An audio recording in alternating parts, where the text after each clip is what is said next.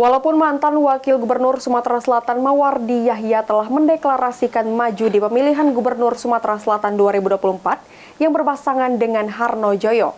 Namun dari kacamata pengamat politik Kemas Hoirul Muklis, peluang para calon yang ingin maju di Pilgub Sumsel masih sama. Sudah disampaikan ke KPU dalam proses. Mawardi Yahya dan Harno Joyo menjadi pasangan pertama yang mendeklarasikan diri bakal maju di ajang pemilihan gubernur dan wakil gubernur Sumatera Selatan 2024.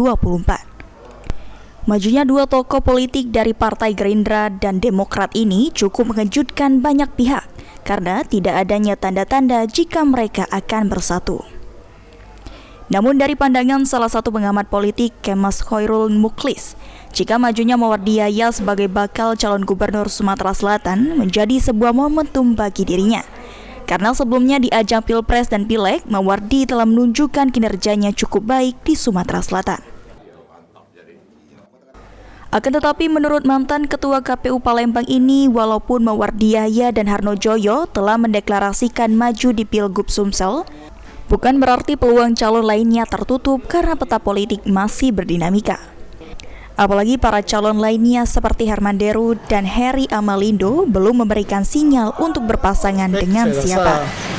Untuk hari ini semua berpeluang untuk menjadi gubernur maupun wakil gubernur Sumatera Selatan karena peta politiknya masih sangat berdinamika.